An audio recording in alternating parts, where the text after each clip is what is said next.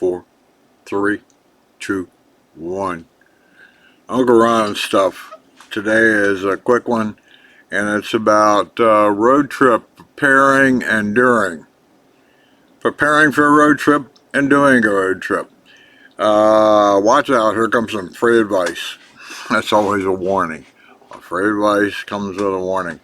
Okay, so what is a road trip? A road trip is where you start off with a full tank of gas and you have to stop at least once and maybe more. For me to go from Williamsburg to New York City, I would have to fill up at least once. I would have to stop at least once or maybe twice for food or gas or a toilet, one or the other. Okay, so preparing for a road trip. Now, most people, I expect, don't know much about the cars. They don't do much with their cars. But if you're going to go on a road trip, it's a whole lot easier to catch problems before you leave as opposed to winding up the side of the road. Even though you have a cell phone, you're going to have to call somebody to take care of you. Or the police are probably going to find you first because you're stranded beside the road.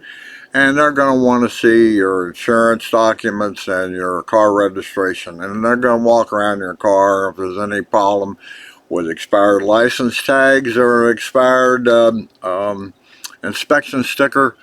They're not going to like it. And then you have to deal with them as well as getting your repair done. So before you leave, if you don't do anything with your car, at least take it to a service station and say, I'm going on a road trip. Would you please check over all the fluid levels in my car and my battery and my tire air pressures? Those are the minimum things you need to check before you go on a road trip. All the fluids in your car, and there's a whole lot, from important fluids like coolant level and the brake fluid level, and the power steering fluid level, and the washer, windshield washer fluid level, and also your battery. And just as another free advice, if your battery is more at 5 years old, it's time to replace it. Batteries do not, I don't care how many miles you drive on it or not drive on it, 5 years is more than the life of a regular car battery, and it should be replaced. Don't go anywhere on a 5-year-old battery because they die instantly. They're okay 1 second, they're gone the next. So take care of that. Take it to a gas station. Do it yourself. I do it myself, but you can take it to gas station. I just want all the fluids and the battery checked. All the levels should be good, and the air in your tires should be good. You don't want to go with overinflated tires or underinflated tires. Okay, that's preparation. Do it yourself or take it someplace.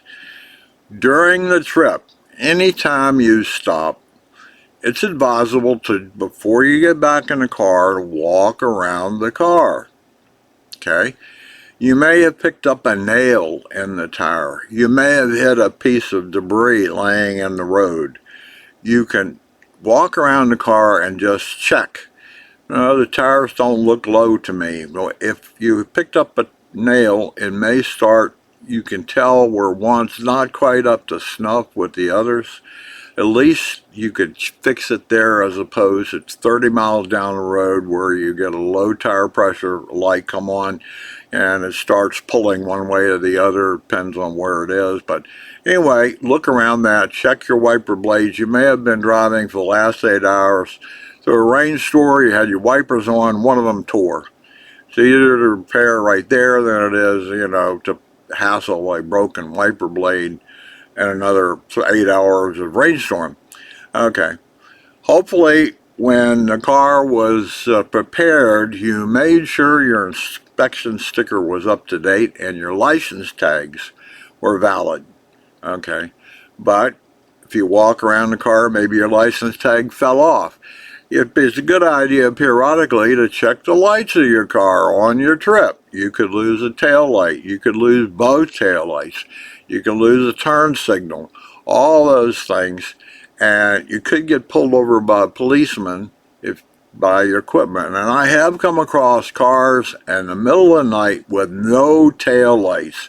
The headlights are on. no taillights. That's dangerous. So walk around your car, look for anything odd. If there's any kind of steam coming out from underneath, if you can bend down and look underneath of your car, are there any kind of fluids dripping? If it's the summertime, you will have water condensate coming out of your air conditioning system, but that's normal. But any other fluids dripping anywhere, if you're so inclined, you can pop the hood. You look underneath of there, you look for anything out of ordinary. If there's something dripping, if there's steam coming out of someplace, if you check the fluid levels, the brake levels down or the whatever, fix it there. Don't fix it when you're beside the road and have to call somebody. It's just a simple walk around. I have had people come in to visit me from long trips, and before they left, I walked around and I found a low tire. Their inspection sticker was out of date. They didn't know it. They had forgot about it. I've come up with other things like that. I've done road trips across the United States 3 or 4 times. And in every case, there was some incident where a walk around revealed something that needed to be taken care of. One time it was a coolant leak. One time it was exhaust manifold issue where oil was dripping out and down on the exhaust manifold and promoting smoke. And it was a rather simple fix, but had it continued for 80 or 100 more miles, I would have lost a lot of oil, which would have been very bad. Okay, free advice. Make sure your car is ready for a road trip. That's just simple. You do it yourself in your garage, check all the fluids, make sure everything's up to snuff. If something is low, you might want to think about why it's low. It must be leaking something or something has happened. And you might want to have that checked out by a repair shop. Okay. On the road, the same situation. If you're low in something, power steer fluid, the coolant level's not right. If your washer fluid is low, fill it up before you start off again. You can buy it at most gas stations. It doesn't have to be a service station. Okay, that's it. Minimize the troubles. You'll see cars broke down the road, out beside the road all the time. Some of them have been abandoned. They put signs on them or something.